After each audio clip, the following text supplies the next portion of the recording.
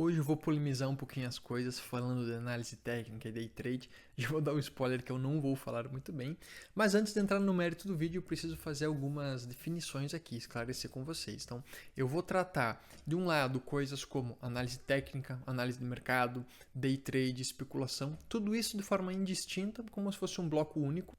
E do outro lado eu vou tratar da análise fundamentalista, beleza? Vamos entender um pouquinho melhor como é que funcionam esses dois polos, né? Primeiro, o polo aqui da análise técnica, análise de mercado, day trade e tal, ela parte de um princípio único, por isso que eu consigo agrupar todas elas juntas, que é saber identificar, tentar adivinhar qual que vai ser o preço de um determinado ativo no futuro e quando que vai ser esse determinado preço adivinhado. Por exemplo, eu vou tentar identificar que a ação da empresa X vai valer R$ 10 daqui um mês, uma semana, um dia. Todas essas áreas que eu falei aqui, day trade, análise técnica, especulação, análise de mercado, todas elas têm esse viés, essa mesma intenção. Usam às vezes meios distintos, tem algumas diferenças entre elas, mas o objetivo geral é esse, tá bom? Agora falando do outro polo, análise fundamentalista, ela trata de análise de ativos em si. Então, em vez de tentar identificar qual que vai ser o preço de um determinado ativo e quando que vai ser esse preço, né? Quando que o ativo vai atingir esse preço, a análise fundamentalista está muito mais preocupada em identificar o ativo por trás do mercado, né? Então, vai comprar uma ação, por exemplo, a análise fundamentalista não vai se importar tanto com qual que vai ser ou quando vai se dar um determinado preço-alvo ali no futuro. Ela vai olhar muito mais a empresa por trás, os lucros da empresa, os dividendos distribuídos, a receita, a estrutura da empresa. Tudo bem? Então, análise, né, de um polo aqui, análise de mercado, análise técnica, gráfica e day trade, olha para o mercado, o preço do ativo no mercado. A análise fundamentalista olha para o ativo em si, o ativo que está sendo negociado por trás do mercado financeiro. Se a gente parte do princípio que é possível identificar algum padrão de negociação dos ativos, né, como é a pretensão do pessoal ali que faz análise técnica, análise de mercado, day trade e tal, e tentam lucrar com eles inclusive, né, se é possível identificar esse padrão, a análise fundamentalista deveria ser restrita a ativos de renda fixa, porque nesse cenário seria muito mais lucrativo, muito mais fácil os investidores dominarem a arte da análise técnica para identificar um padrão e saber como que o ativo vai se comportar no futuro, do que gastar horas e horas de análise tentando estudar as empresas por trás dos ativos que estão sendo negociados no mercado, tudo bem? Então, se fosse possível identificar esses padrões e lucrar com eles, a análise fundamentalista não deveria ser usada para o mercado de ações, para o mercado de renda variável. Já tem um ponto curioso que existem vários investidores de sucesso que usam análise fundamentalista. Eu desconheço investidores de sucesso que usam análise técnica nas suas operações. Isso já deve, né, acender uma luzinha de alerta aqui na nossa cabeça. Apesar da análise técnica já existir há muito tempo, foi durante a crise de 29 que ela ganhou bastante força, ela foi bastante disseminada entre os investidores. Mas isso aconteceu muito mais por vamos dizer assim, um demérito da análise fundamentalista do que um mérito da análise técnica. Para entender o que aconteceu, vamos analisar o seguinte. Antes da crise de 29, né, o período pré-crise, os ativos estavam sendo negociados a preços muito mais altos do que aquilo que seria justificado pelos resultados que as empresas estavam entregando. Então vamos pensar assim, uma empresa estava lá trabalhando, gerando receita, gerando lucro e tudo mais, e com o nível de produção que ela tinha, com o nível de patrimônio que estava por trás ali da ação, né, que era parte da empresa, os analistas da análise fundamentalista chegavam à conclusão de que ela valia R$ 10, por exemplo. E essa ação estava sendo negociada no mercado a 15, 20, 30, 40, 50, ou seja, estava completamente descolado. Isso já dá um primeiro baque na análise fundamentalista. Fala, cara, por que eu vou ficar analisando os ativos, analisando as empresas, se eu chego no final à conclusão de que ela vale 10 e o preço da ação negociada no mercado está 50? Ou seja, ninguém levava mais muito a sério a análise fundamentalista justamente em função disso. No período pré-crise, os ativos subiram tanto que eles se descolaram do que seria justificado pelo patrimônio, pelo lucro que as empresas estavam apresentando, tá bom? E aí chegou a crise. E o que aconteceu no período, né, imediatamente após a crise? Bom, primeiro, o preço dos ativos caíram. E eles caíram e ficaram em linha com aquilo que seria justificado pela análise fundamentalista. De novo, pelo que as empresas apresentavam em termos de resultado, de lucro, de patrimônio e tal, né? Só que essa crise de 29 não foi uma mera, né, quebra da bolsa. Existe uma crise econômica depois. Então, o que aconteceu na sequência? Os ativos começaram a perder valor. Então, as empresas começaram a perder produtividade, a não ter mais lucro, a perder patrimônio. Então, o baque duplo que aconteceu na análise fundamentalista, que deu um respiro, uma força tão grande para a análise técnica, foi justamente esse. Primeiro, antes da crise, os valores subiram muito mais do que aquilo que seria justificado pela análise fundamentalista. E depois da crise, os próprios valores desapareceram, né? O valor da empresa que seria analisado pela análise fundamentalista desapareceu. Então ele foi sumindo. E isso deu um descrédito, um desmérito muito grande para a análise fundamentalista, o que levou os investidores a correrem para a análise técnica, dando uma nova força para esse tipo de análise. Antes de eu mostrar para vocês quais são as principais fraquezas da análise técnica, vou pedir rapidamente para vocês se inscreverem no canal, darem o like e compartilharem com aqueles que vocês acham que podem ter interesse, tá bom? Muito obrigado. A primeira fraqueza da análise técnica é que o método dela não tem como ser um método científico, certo? Isso por duas razões. A primeira razão é que, se fosse um método científico de fato, pessoas diferentes usando esse mesmo método chegariam no mesmo resultado e teriam como ganhar dinheiro de forma contínua no mercado financeiro, certo? Isso não tem como acontecer, não tem como todo mundo estar usando o mesmo método e ficar ganhando dinheiro indefinidamente no mercado financeiro. É impossível isso acontecer. A segunda razão por ela não poder ser um método científico é que não existe como você prever de forma científica e precisa a variação de valores que estão sendo influenciados pelo comportamento humano. Você saber de forma científica e precisa quanto que vai ser o valor de um determinado ativo no futuro, parte do princípio que você está conseguindo mapear de forma matemática o comportamento humano. Isso é impossível, então não tem como a análise técnica ser um método de fato científico. A segunda grande fraqueza da análise técnica é que ela não se provou nunca como um método consistente, um método confiável para você ganhar dinheiro no mercado financeiro. Vários métodos foram utilizados, cada analista técnico desenvolve o seu método tentando lucrar mais, né? Prova de que, de certa forma, isso não funciona é que nenhum deles conseguiu desenvolver um método consistente, um método confiável, um método, vamos dizer assim, robusto o suficiente para ganhar dinheiro por um longo período, certo? Se esse método tivesse sido desenvolvido, se um método desses existisse, obviamente todo mundo que utiliza análise técnica usaria esse mesmo método. E não é o que a gente vê na vida real. Cada analista, cada operador tende a desenvolver um método específico, a tentar desenvolver um método personalizado, um método diferente para conseguir ganhar dinheiro por um longo período. E isso nunca se mostrou de forma muito consistente. Nunca existiu um método confiável para atingir esse objetivo. O terceiro ponto de fraqueza da análise técnica está na sua base teórica, que tem uma lógica um pouquinho falaciosa. Ela parte do seguinte princípio. O preço de um ativo é formado pelas ações das pessoas que estão interessadas nele. E a partir daí eles concluem que, analisando os movimentos passados, você consegue ter uma noção daquilo que vai acontecer no futuro e ganhar dinheiro em cima desse padrão que em teoria vai se repetir. Vamos lá, apesar dessa premissa estar correta, sim, o preço de um ativo é formado pelas ações das pessoas que estão interessadas nele, a conclusão não está correta. Não é correto você dizer que a partir dessa premissa que está correta, você consegue identificar esses padrões de negociação que muitas vezes não existem, ok? Sim, estudar um movimento os movimentos passados de um ativo podem te ensinar bastante coisa, você consegue aprender muita coisa olhando, procurando eventualmente um padrão de negociação, estudando como que o aumento do volume de negociação, o aumento do volume de ordens de compra, por exemplo, subiu, fez com que o preço do ativo subisse. Isso sempre te ensina alguma coisa.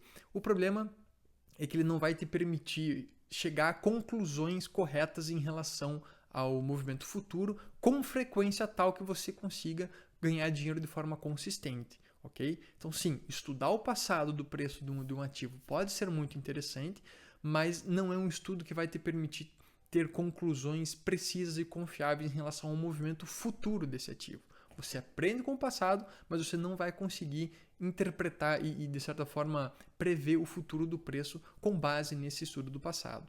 Antes de continuar, queria abrir um pequeno parênteses. Muitas dessas fraquezas que eu citei aqui para análise técnica também existem para análise fundamentalista. A questão de essas bases científicas não serem tão sólidas, tão exatas assim, isso acontece também na análise fundamentalista.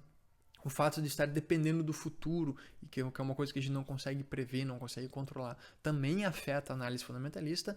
A vantagem, o grande trunfo da análise fundamentalista é que ela consegue se proteger com um coeficiente de segurança. O objetivo do vídeo aqui não é falar da análise fundamentalista, mas dando uma rápida resumida aqui, bastante simples, né, bem simplificada. A análise fundamentalista parte do princípio de que os ativos têm um valor intrínseco, né, que é demonstrado pelas características da empresa, seus lucros, patrimônio, dívida, ativos, etc. E o investidor deve comprar toda vez que o preço de mercado estiver abaixo desse valor intrínseco. Okay? Aí você compraria e teria como ganho essa diferença entre o valor intrínseco e o preço que você pagou. E como que você consegue se proteger com um coeficiente de segurança?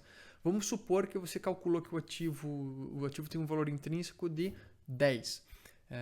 Em teoria, você poderia comprar com ele estando a R$ 9,99, certo? Você já está ganhando 1 centavo para cada unidade do ativo que você compra. Mas tem uma margem de segurança muito pequena. Qualquer incerteza, qualquer erro nos cálculos, qualquer divergência em relação ao que você calculou e a realidade já vai estar prejudicada. Então, a margem de segurança seria justamente isso. Você calculou que o ativo tem um valor de 10, você compra, por exemplo, só se ele estiver abaixo de 8. E aí você ainda tem R$2 para cada ativo como margem de segurança para se proteger da sua própria ignorância, dos seus erros ou de alterações futuras em relação ao ativo, ok? Mas continuando, só recapitulando, né? Eu dizia que sim, olhar o passado, olhar a variação dos preços dos ativos no passado podem te ensinar muita coisa, mas eles nunca vão te ensinar o suficiente para você operar em termos de futuro com uma consistência suficiente para você ganhar dinheiro no mercado, ok? Sim, por vezes esses sinais, por vezes você vai encontrar um padrão muito claro, muito bem identificável que você consegue operar no futuro, mas isso vai ser muito mais do acaso, certo? Pode acontecer algumas vezes, mas nunca vai acontecer com tamanha frequência a ponto de fazer com que a análise técnica seja uma atividade lucrativa no longo prazo. Ok? Então, mesmo que você procure muitos desses padrões, eventualmente você vai identificar um que vai permitir que você ganhe algum dinheiro em uma ou duas operações, mas todas as outras que deram errado, muito provavelmente vão consumir todo o lucro que você teve nessa uma ou duas ou talvez 3 operações que deram certo. A quarta e última fraqueza da análise técnica vem, curiosamente, de uma vantagem que ela tem em relação à pura e restrita especulação. E toda essa vantagem vem de um princípio básico muito antigo, usado ali por quem gosta de apostar em cassinos e tal, que é que você tem que deixar os seus lucros correrem, mas cortar muito cedo os seus prejuízos. Esse é um princípio, inclusive, que é citado aqui no livro Os Axiomas de Zurique, que é, de certa forma, a bíblia aí de quem gosta de apostar em cassino, etc. e tal. Ele cita o seguinte: aceite as pequenas perdas com um sorriso, como os fatos da vida. Conte em correrem várias, enquanto espera um grande ganho. Então, a ideia é que você tem que cortar os seus prejuízos logo que eles aparecem, ou seja, bem cedo, mas de vez em quando você vai ter uma operação que vai dar certo e você deixa esse lucro correndo e tendo um lucro expressivo ao final da operação. Só que um grande problema é que no final do dia você vai descobrir que esses eventuais lucros expressivos vão ser menores do que a soma das pequenas perdas que você vai sofrer ao longo do período, tentando usar a análise técnica como um método de operação no mercado de ações. Então, sim, usar a análise técnica é melhor do que simplesmente fazer operações especulativas de aposta como se fosse um cassino no mercado financeiro, mas a gente tem que lembrar que qualquer vantagem que a análise técnica possa dar em relação a mera especulação, essa vantagem vai diminuir conforme for crescendo o número de pessoas que vão utilizando esse tipo de estratégia. Por quê? Quanto mais pessoas usarem a mesma estratégia na análise técnica, mais pessoas vão receber o sinal para comprar e vender na mesma hora, em relação ao mesmo ativo, e vão mandar ordem, se for um sinal para comprar, vão mandar ordens de compra, subindo o preço médio do ativo, reduzindo a parcela de lucro do grupo que está fazendo essa compra. A mesma coisa acontece com ordens de venda. Se chegar uma hora que um eventual suposto método que dê certo na análise técnica dê a ordem de vender, né, emita um sinal de venda, todas as pessoas que estão usando vão começar a vender o ativo na mesma hora, reduzindo o preço, né, vai inundar o mercado com ordens de venda, vai reduzir o valor do ativo, consequentemente enxugando a margem de lucro de todo mundo que está operando usando esse mesmo método. Bom, tendo apresentado essas 4 fraquezas que eu citei aqui para análise técnica, é importante levantar que muitos analistas técnicos reconhecem essas fraquezas que eu citei e entendem ali que a análise técnica é uma arte, certo? Não um simples método científico. E sendo uma arte, ela vai depender de atributos como sorte, intuição, talento e outros atributos pessoais. Análise fundamentalista também é uma arte, também vai depender de sorte, vai depender de intuição, vai depender de outros atributos pessoais, certo? A grande vantagem, de novo, como eu já citei anteriormente, é a margem de segurança. Na análise técnica não tem margem de segurança. Ou você acertou o preço do ativo ou você errou. Se você acertou, você vai ganhar dinheiro. Se você errou, você vai perder dinheiro, certo? Na análise fundamentalista, como você consegue se proteger com a margem de segurança? Mesmo que você erre, a sua operação pode dar um prejuízo pequeno ou, inclusive, dar um lucro. Vamos supor que você fez uma análise fundamentalista e identificou que o preço de um ativo é 10, certo? E você vê que ele está sendo negociado por 5. Você compra ele por 5 esperando que você vá ter uma rentabilidade de 100%. Você comprou por 5 e vai vender por 10. Só que você percebe depois que errou as suas contas e o preço real do ativo, o valor intrínseco dele, é 6. Ou seja, você achou que era 10. Ele, na verdade, é 6. Mas como você comprou por 5, mesmo tendo errado, em função da margem de segurança, você consegue ter um lucro nessa operação. Um lucro não tão expressivo quanto você achou que era, mas ainda assim consegue manter o lucro, ok? E como eu disse ali em relação à 4ª fraqueza, né, que eventuais vantagens ali que a análise técnica tenha em relação à mera e restrita especulação, ela vem do fato daquele princípio de especulação que eu citei aqui, né, das apostas do livro dos Axiomas de Zurique, que é você cortar as suas perdas muito rapidamente e deixar os lucros correrem. Isso leva a operações, muita atividade, muita operação na bolsa, e isso vai fazer com que você pague taxas, pague emolumentos, pague um monte de coisa para a bolsa, vai pagando taxas e taxas e taxas, fazendo várias e várias operações, e ainda vai reduzindo, isso vai comendo qualquer lucro que você eventualmente fosse ter nas suas operações ali com análise técnica. E falando especificamente das operações de day trade, que é onde eu pelo menos mais vejo as pessoas usarem análise técnica, a própria legislação do Brasil é desfavorável a quem faz operação de day trade, certo? Porque a carga tributária é maior, não tem isenção, por exemplo, para alienações abaixo do valor de 20 mil reais.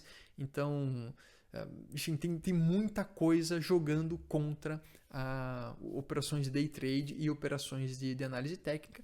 Justamente por isso, eu particularmente gosto mais da análise fundamentalista, de fazer as minhas operações, meus investimentos e as minhas análises com base na análise fundamentalista e não na análise técnica. Por último, eu gostaria de citar um estudo feito pelo professor Jeremy Siegel. Ele publicou nesse livro aqui, Stocks for the Long Run. Acho que já existe a versão traduzida, chama Investindo em Ações do Longo Prazo. Qual que é a ideia dele? Ele queria ver se os analistas conseguiam identificar padrões de negociação, pois esse é o coração principal da análise técnica. Se os analistas conseguem, de fato, identificar padrões, eles vão conseguir identificar quando esses padrões estão começando e fazer as suas operações de acordo com o padrão. Se eles não conseguem identificar padrões, a análise técnica simplesmente não funciona. E o que ele fez para testar isso? Ele chamou alguns analistas e gerou alguns gráficos, pegou alguns recortes de gráfico. Ele pegou 4 recortes reais da Bolsa Norte-Americana e fez 4 gráficos gerados aleatoriamente pelo seu computador. E pediu para os analistas mostrarem quais eram os gráficos reais e quais eram os aleatórios. Não era nem para identificar um eventual padrão, para tentar descobrir o preço do ativo no futuro. Não, nada disso. Era só para identificar em quais gráficos eram reais e quais eram completamente aleatórios feitos por um programa de computador. E o resultado mostrou que eles não conseguiram de forma consistente apontar quais gráficos eram reais e quais eram aleatórios. Portanto, é muito difícil, para não dizer impossível, que os analistas de fato consigam identificar padrões de negociação analisando a variação de preços, de volume e tudo mais nos gráficos das operações passadas ali do mercado, certo? Então, não conseguindo identificar esses padrões, é muito difícil defender a veracidade das premissas e das conclusões ali da análise técnica. Pessoal, acho que ficou bem claro que eu não gosto muito de análise técnica. Eu não uso, nunca usei, nem tenho intenção de usar, justamente por conhecer e acreditar nessa sequência de argumentação que eu passei para vocês. Mas eu não tenho nada contra a análise técnica, quero deixar isso bem claro, nem com day trade, nem especulação, nem nada. Se você está usando análise técnica, está fazendo day trade e está ganhando dinheiro, ótimo, continue fazendo isso, por favor. Mas se você está querendo começar agora no mercado ou está começando a estudar, está querendo definir uma linha, será que eu sigo para análise fundamentalista, para análise técnica? Será que eu já vou sair operando em ações ou opções, alguma coisa assim, usando gráficos e tal? Considere essa linha argumentativa que eu coloquei. Assista novamente, reveja, etc. O vídeo aí que eu fiz, estude um pouquinho, se aprofunde sobre esses argumentos. Eu tirei esses argumentos do livro do Benjamin Graham, Security Analysis. Ele faz um trabalho muito bem detalhado sobre análise técnica. Eu peguei aqui os pontos principais, adaptei aqui para a realidade nacional e tal, mas a sequência principal, as ideias principais são do livro do Benjamin Graham. Não faço esse vídeo aí como uma forma de ataque à análise técnica, até porque, como eu disse, não tenho nada contra, eu não quero usar, né? Nunca usei, não tenho nenhuma pretensão de usar, e não recomendo que pessoas que estão começando agora usem análise técnica. Eu recomendo que vocês migrem sua área de estudos para análise fundamentalista, que, a meu ver, tem uma base teórica muito mais sólida, muito mais consolidada do que a análise técnica, tudo bem? Para quem usa análise técnica e discorda completamente do que eu falei, ficaria muito feliz de ouvir seus argumentos, não precisa me xingar, por favor, mas se quiserem fazer isso também não tem problema. Mas coloque aqui nos comentários as suas impressões, se vocês acham que eu estou certo, que eu estou errado, se eu estou errado, por quê, né? Se conseguirem colocar uma sequência argumentativa, ficaria muito feliz em ler ou ouvir o que vocês têm para dizer, tá bom? Novamente eu vou pedir, se vocês gostaram do vídeo, por favor, dá o like, compartilhe e se inscreve no canal para acompanhar o meu trabalho, beleza? Muito obrigado!